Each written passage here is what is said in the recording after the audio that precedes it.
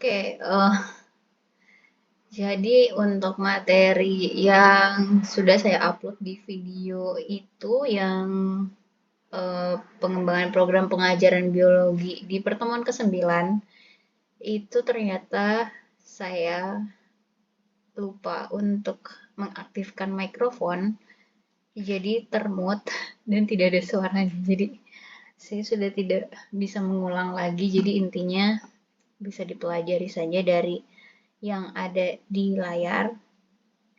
Sebenarnya saat itu saya ada suaranya ya, cuman ketika direkam itu nggak keluar suaranya karena memang termute. Jadi ya sia-sia saya berbicara di situ 30 menit.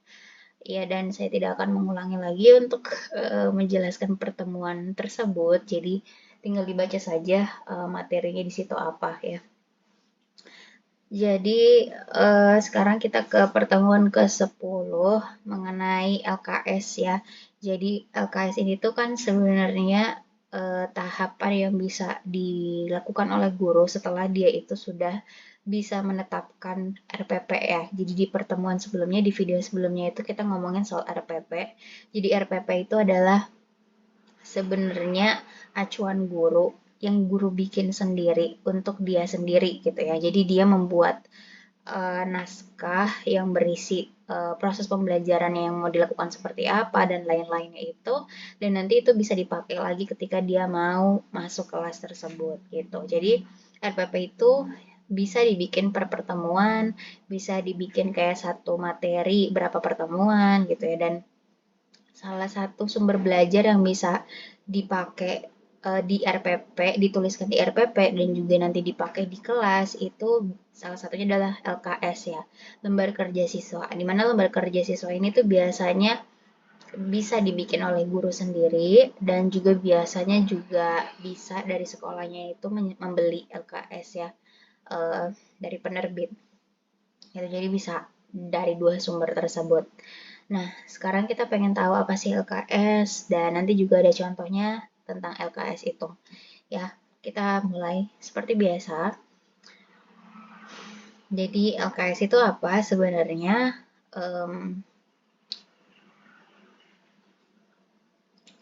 LKS merupakan sarana pembelajaran yang dapat digunakan guru dalam meningkatkan keterlibatan atau aktivitas siswa dalam proses belajar mengajar.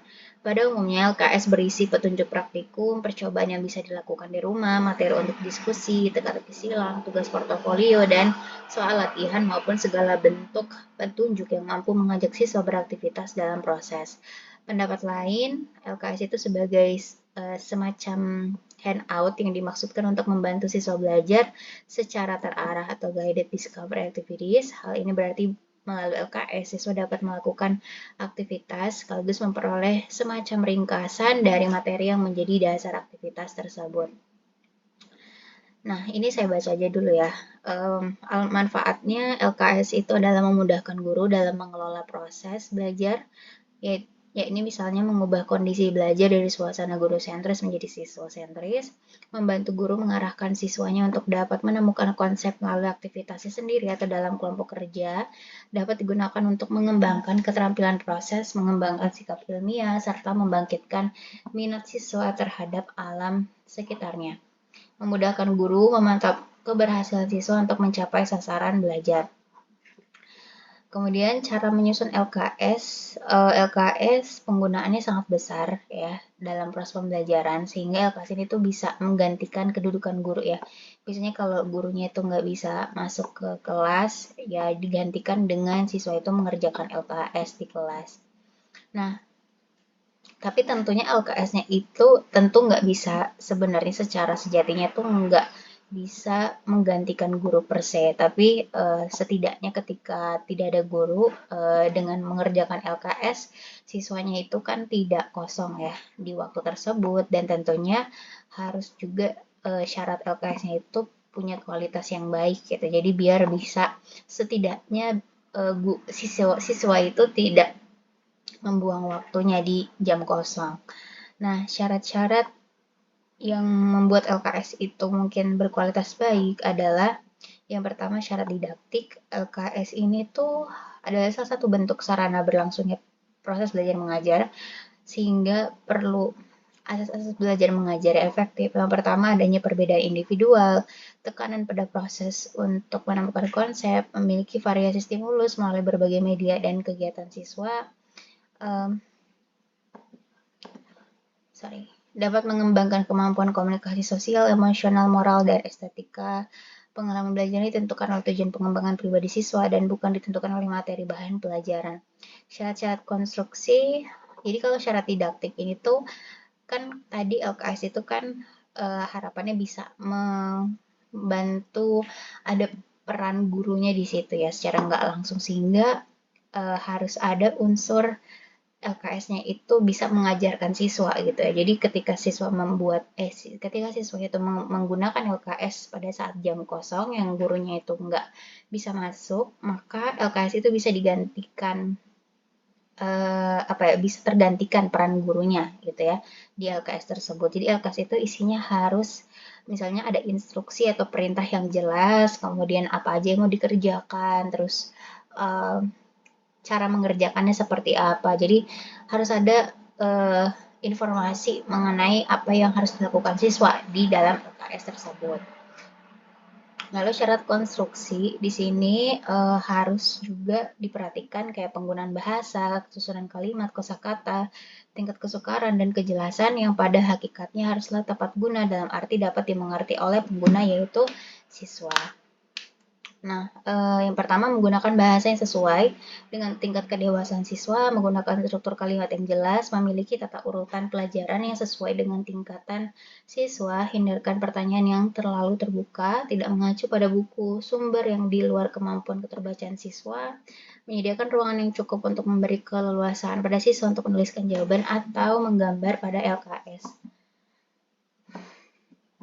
Menggunakan kalimat yang sederhana dan pendek, menggunakan lebih banyak ilustrasi daripada kata-kata, dapat digunakan untuk semua siswa, baik yang lambat maupun yang cepat, memiliki tujuan belajar yang jelas serta bermanfaat sebagai sumber motivasi dan mempunyai identitas untuk memudahkan administrasinya. Jadi, sangat susah ya sebenarnya ketika gurunya itu tidak ada di kelas, terus siswanya harus diminta mengerjakan LKS, itu dengan lancar gitu ya. Jadi berarti harus gurunya itu memperhatikan apa aja sih faktor-faktor yang membuat siswa itu nantinya jadi nggak fokus untuk mengerjakan LKS ya. Jadi kalau misalnya siswanya itu hanya dibatasi dia di kelas saja, mereka misalnya nggak bisa mengerjakan LKS-nya itu di tempat-tempat yang butuh konsentrasi tinggi, itu nanti sulit untuk mereka itu bisa mencapai target belajarnya dengan pakai LKS. Jadi siswanya itu mungkin bisa dipandu atau dibimbing oleh guru yang lain atau dengan kemandirian siswa boleh diperbolehkan misalnya mengerjakan LKS-nya itu di perpustakaan kah atau di tempat ruangan misalnya laboratorium komputer kah yang memang itu sepi gitu ya. Jadi sebenarnya kan itu untuk memfasilitasi karakter siswa yang mungkin cenderung dia itu kalau belajar harus butuh ketenangan gitu. Jadi kalau di kelas mungkin ribut gitu ya. Jadi ada siswa yang bisa mengerjakan seperti itu, ada juga yang nggak bisa. Jadi harus bisa si LKS-nya itu memfasilitasi siswa agar mereka itu bisa misalnya menyimak informasi di LKS, mereka tuh harus mengerjakan apa di LKS gitu. Jadi itu harus dipertimbangkan juga oleh guru ya. Nah, terus ada syarat teknis di sini. Kalau dari segi tulisan, menggunakan huruf cetak dan tidak menggunakan huruf Latin atau Romawi, gunakan huruf tebal yang agak besar untuk topik, bukan huruf biasa yang diberi garis bawah, gunakan tidak lebih dari 10 kata dalam satu baris, gunakan bingkai untuk membedakan kalimat perintah dengan jawaban, usahakan perbandingan besarnya huruf dengan besarnya gambar serasi. Jadi ya bisa dilihat juga ya kalau LKS itu kan lebih cenderungnya itu bukan berisi informasi terkait materi ya. Jadi bukan kayak handout atau kayak buku pelajaran ya. LKS itu lebih banyak tugas yang ada di situ. Jadi misalnya siswanya disuruh mengerjakan soal isian kah yang di situ atau soal pilihan ganda kah atau esai. Terus di situ ada lembar jawabannya juga ya. Jadi siswa tinggal menjawab di situ juga, atau misalnya siswa diperintahkan untuk membuat kegiatan apa gitu ya, yang instruksinya ada di LKS gitu. Jadi eh, tulisannya tuh cenderung sedikit ya. Jadi tulisannya tuh nggak boleh banyak-banyak ya. Jadi bukan materi di situ, tetapi kayak perintah-perintah yang jelas, kemudian kalimatnya itu eh, pendek ya, biar siswa itu tidak bosan membaca, tapi langsung mempraktekkan atau langsung langsung membuat sesuatu atau langsung mengeksekusi apa yang diperintahkan di situ gitu. Jadi eh, sangat ringkas-ringkas biasanya tulisan yang ada di dalam LKS tersebut. Jadi dan harus juga dibedakan gitu. Misalnya kegiatan pembelajaran di LKS itu tuh beda-beda kan. Gitu. Jadi harus bisa dibedakan tuh antar per kegiatan tuh apa. Nah, sekarang kita ke pengembangan LKS.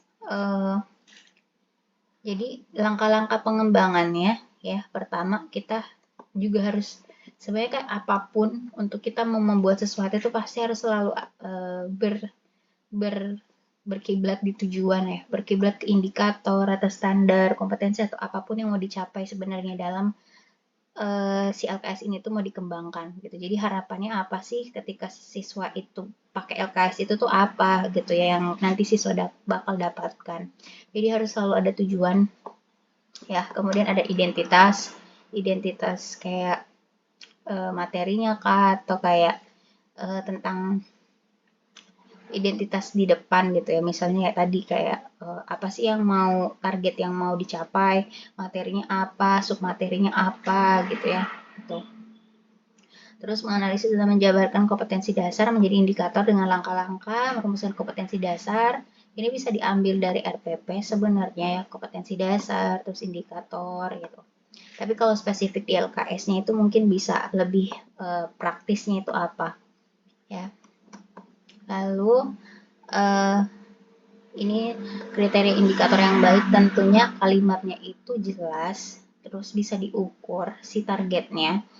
Lalu misalnya gini, kayak indikator ini tuh bisa terukur dengan kegiatan pembelajaran yang mana sih? Apa kegiatan pembelajaran yang membuat siswa itu harus menjawab soal atau kegiatan pembelajaran yang membuat siswa itu harus membaca mandiri gitu. Jadi di situ bisa kayak dibidik tuh si indikator dengan kegiatan pembelajarannya itu apa. Nah, terus menetapkan prosedur jenis dan alat penilaian tadi udah ya. Uh, menetapkan dan mengembangkan bahan media yang sesuai dengan kemampuan dasar. Oke. Jadi misalnya di dalam LKS ini tuh ada siswa itu diminta untuk membuat sesuatu atau melakukan prosedur apa, di situ juga harus tertera kayak alat dan bahannya, kemudian kegiatan apa yang mereka harus lakukan, terus nanti dituangkan di mana nih hasilnya, di situ juga harus ada gitu ya, kayak lembar kosong kah atau lembar buat siswa menuliskan jawabannya gitu. Jadi semuanya itu ada di situ. Jadi nanti ketika sudah terisi semua, guru tinggal bisa ya melihat jawaban-jawaban siswa yang ada di LKS tersebut. Jadi kayak terpadu gitu ya, jawabannya itu ada di LKS tersebut. Jadi mungkin itu ya untuk LKS yang referensi pertama. Sekarang kita ke mungkin kita udah tahu ya LKS itu apa kan ya, lembar kerja siswa. Jadi semua yang dilakukan siswa harusnya tuh ada di situ gitu ya, baik berupa kegiatan pembelajarannya dan juga hasil dari kegiatan tersebut. Gitu. Jadi biar sebenarnya memudahkan si guru dalam mengumpulkan bahan-bahan evaluasi yang sudah dikerjakan siswa gitu ya. Jadi nggak kececeran. Nah, struktur dari LKS itu sebenarnya bisa ada materi di situ. Jadi biasanya tuh per materi itu ada tujuannya, terus nanti ada materi tapi cuma sedikit gitu ya. Materi itu tuh sebenarnya kayak rangkuman ataupun kayak highlight si materi ini itu tentang apa sih. Tapi kalau mau lebih lanjut memahami si materi tersebut sebenarnya adanya di buku pelajaran ataupun di handout. Jadi di LKS itu sebenarnya harapannya si siswa itu tuh sudah paham lah materinya tuh tentang apa sih ya basic-basicnya gitu. Jadi mereka tinggal memantapkan lagi ya pemahaman mereka di mereka misalnya mengerjakan apa yang ada di LKS. Jadi bentuk LKS-nya itu bisa ada ringkasan materi, kemudian ada soal-soal latihan, bisa ada uraian bentuknya, atau uh, bisa pilihan ganda juga gitu ya.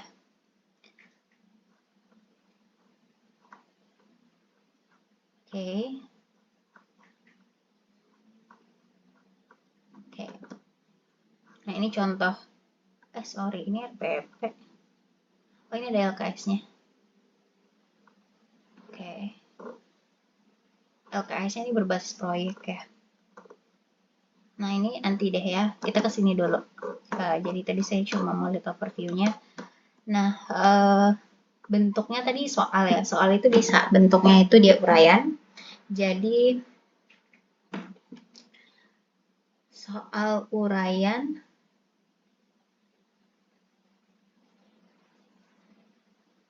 Jadi kalau soal uraian ini tuh adalah soal yang memberikan kebebasan kepada siswa untuk memilih dan menentukan jawaban.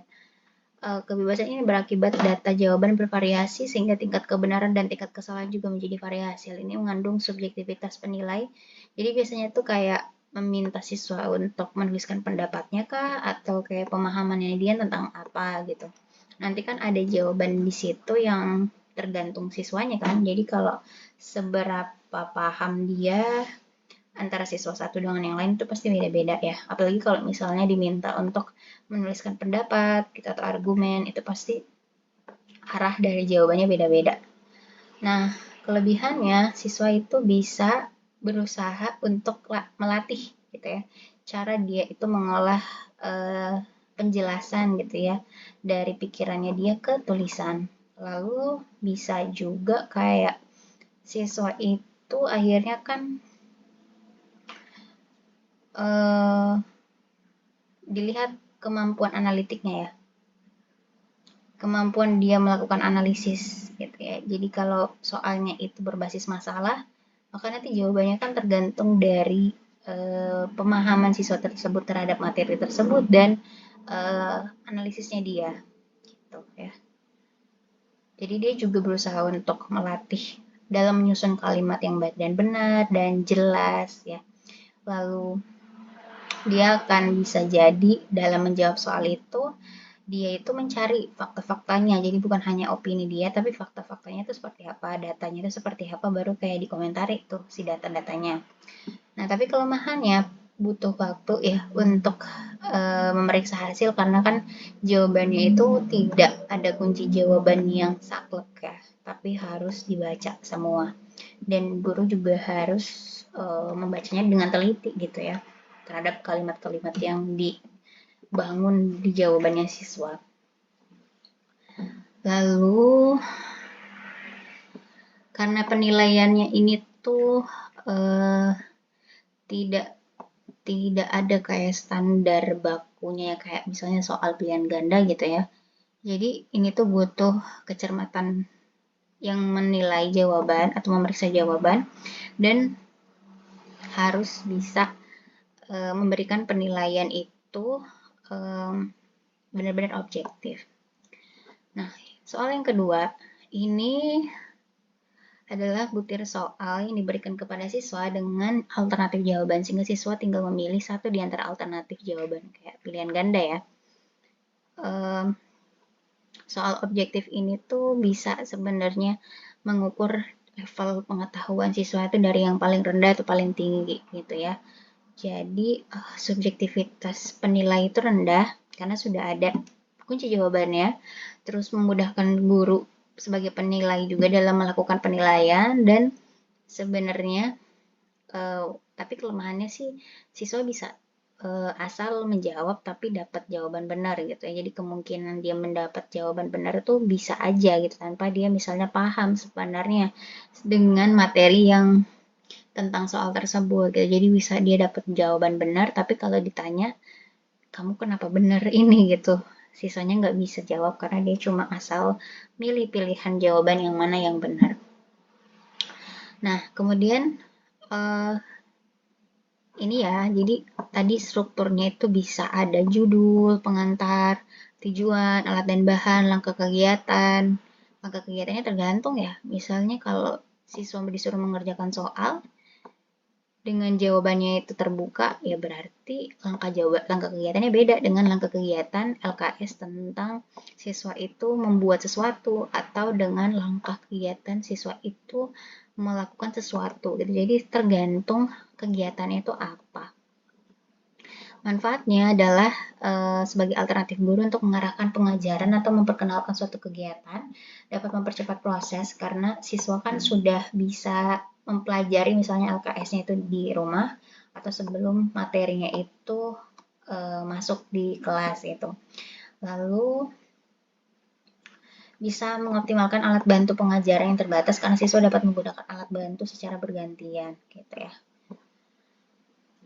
Nah, tujuan LKS sebenarnya kan membuat siswa itu aktif ya dalam belajar. Dia terlibat langsung dalam proses pembelajaran. Jadi, harapannya sih mereka itu bisa meningkatkan minat belajar mereka sendiri karena mereka yang belajar gitu. Jadi bukan gurunya yang nyuapin, tapi siswanya yang cari sendiri materinya atau apa yang harus mereka pelajari. Ciri-cirinya LKS itu biasanya nggak tebal ya, dia tuh hanya berisi instruksi gitu ya. Jadi tuh nggak tebal halamannya dan tentunya kayak singkat-singkat ya, singkat-singkat gitu. Jadi kalimatnya singkat-singkat, nggak ada banyak materi, perintahnya juga jelas singkat.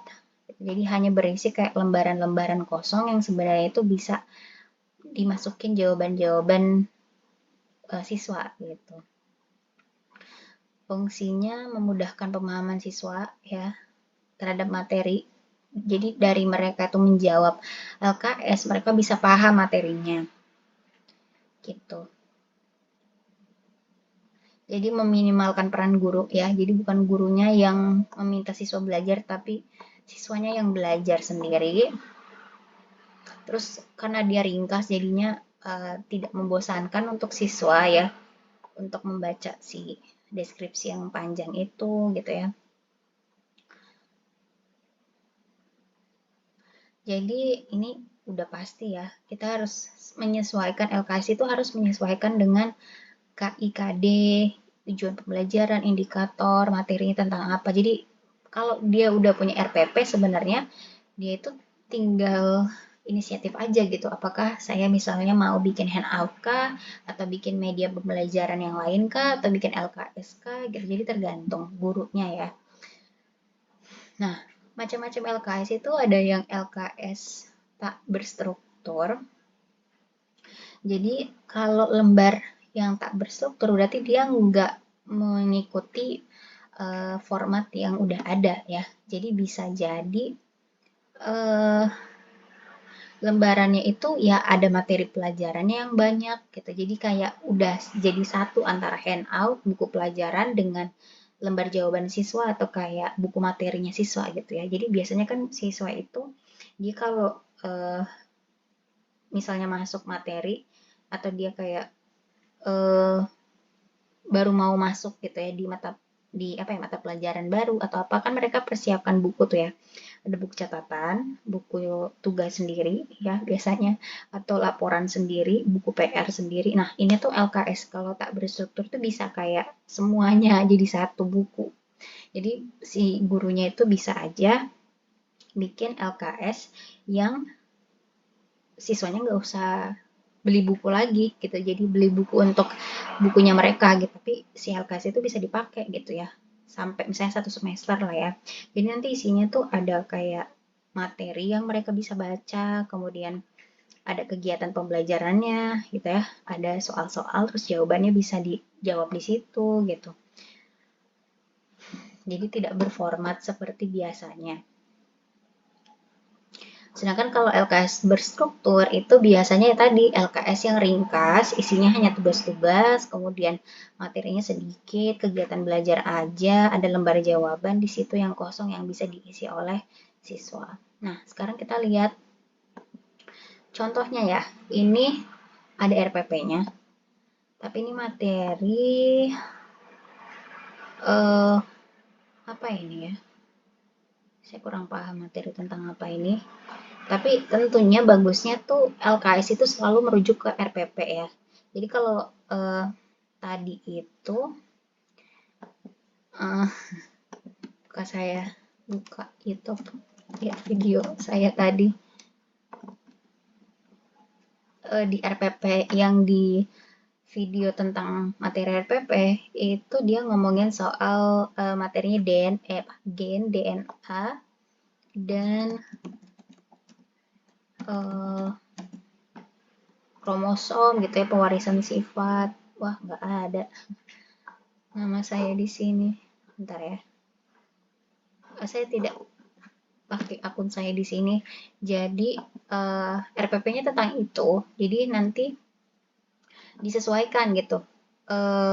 LKS-nya itu harus memuat tujuan materi tentang gen, DNA, kromosom itu gitu yang ada di RPP di video itu. Nah, nanti indikatornya juga, terus nanti bisa dijadiin buat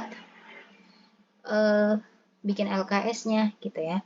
Misalnya kalau ini LKS-nya itu dia per pertemuan gitu ya. Jadi dia ini pendekatannya dia membuat siswa itu harus berkelompok, terus nanti mereka itu harus bikin project ya. Jadi nanti selama di kegiatan inti mereka itu kan berkelompok, terus nanti bisa apa ya di sini ya, membuat proyeknya ya, membuat proyek. Nanti isi proyeknya itu harus dimasukkan ke dalam LKS ini. Jadi isinya itu biasanya kalau ini ya, dia per pertemuan, jadi bukan per semester, tapi kayak per pertemuan. Jadi spesifik kegiatan pembelajarannya itu disesuaikan dengan materi saat itu, pertemuan itu, dan kegiatan pembelajaran pertemuan itu juga. Jadi ini LKS untuk proyek ya. Jadi ada kayak hari tanggal materi itu masuk, terus kelompok berapa, anggota kelompoknya apa aja. Nah, ini ada petunjuknya nih di sini. Ada perintahnya, ada instruksinya, terus nanti ada jawabannya juga. Apa kayak tabel misalnya ya.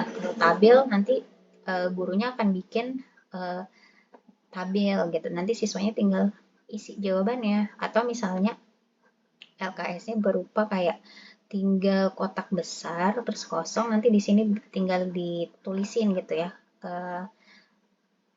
apa space yang kosongnya itu. Jadi tersedia gitu jawabannya siswa nanti mau dijawab di bagian mana ya gitu. Terus misalnya ada pertanyaan-pertanyaan nih yang bisa membuat siswa itu apakah paham misalnya dengan materinya gitu ya, selain dari yang mereka dapatkan gitu ya pada saat pengambilan data itu dengan ini gurunya itu membuat soal, terus nanti harusnya sih ada lembar jawabannya. Misalnya kalau nggak mau pakai tabel, pakai lembar kosong ya, terus nanti ditulis aja di atas itu kayak instruksi um, lembar apa ya, jawablah gitu ya. Misalnya berapa pertanyaan nih, berapa nomor pertanyaan di lembar yang tersedia. Jadi nanti siswanya bakal ngejawabnya di lembar kosong gitu ya. Kayak gitu. Nah, atau ini tuh kayak pertanyaan-pertanyaan yang bisa apa ya, membantu siswa untuk mendapatkan jawaban ini gitu ya. Jadi bisa aja kayak gitu. Jadi nanti dibantu oleh pertanyaan-pertanyaan yang dibuat oleh guru, nanti siswanya akan bertanya ya pertanyaan-pertanyaan ini ke orang-orang yang akan mereka tanyai gitu. Jadi nanti jawabannya di sini. Terus nanti kayak kalau proyek itu kan dia lebih banyak ya waktu yang dipakai, bisa aja nanti waktu untuk ngambil data ini lewat wawancara ini bisa di apa ya, di luar dari jam kelasnya ya. Misalnya besoknya gitu ya, ada pada saat sore hari kah atau pada saat hari libur kah, itu bisa. Jadi tergantung. Jadi intinya kayak LKS ini tuh kalau kalau khusus untuk LKS per pertemuan itu harus disesuaikan dengan kegiatan pembelajarannya ya. Jadi biar siswa itu nggak bingung mereka tuh harus ngapain sih, mereka itu harus jawab apa sih, apa yang harus diisi sih, apa yang harus dilakukan per tahapannya gitu. Jadi LKS ini tuh membantu siswa untuk tahu apa yang mereka lakukan ya. Jadi nanti semuanya disediakan oleh guru, nanti tinggal yang belum jadi nanti yang tinggal itu siswanya yang menjawab apa yang harus dijawab oleh siswa gitu ya. Tergantung per si LKS-nya itu gitu. Apa yang mau dijawab oleh siswa, apa yang harus siswa lakukan itu ada di LKS gitu ya. Jadi kalau ini dia kayak ada jadwal kegiatannya, jadi ini bisa dilakukan oleh siswa nih di waktu-waktu ini. Terus nanti gurunya melakukan monitoring terhadap kemajuan proyek, kemudian nanti ada pengujian hasil gitu ya. Jadi nanti siswa tahu nih setelah melakukan wawancara mengisi ini ngapain gitu. Jadi mereka harus mempersiapkan untuk memberikan presentasi dari hasil yang mereka dapatkan gitu ya. Jadi seperti itu. Ini untuk LKS ya. Jadi LKS itu bisa per pertemuan, bisa juga misalnya per materi. Kalau per materi berarti kan tidak cukup satu pertemuan ya, tapi bisa lebih dari eh, lebih dari satu pertemuan. Bisa misalnya kalau IPA itu bukan hanya satu hari aja ya, satu hari misalnya 2 jam pelajaran, tapi misalnya 2 hari di hari apa lagi yang jam pelajarannya itu ditentukan gitu. Jadi kalau per materi berarti kan LKS-nya lebih banyak ya, karena kan kegiatan pembelajarannya akan lebih banyak juga gitu. Oke, oke, mungkin itu aja untuk materi di pertemuan ke-10 tentang LKS ya.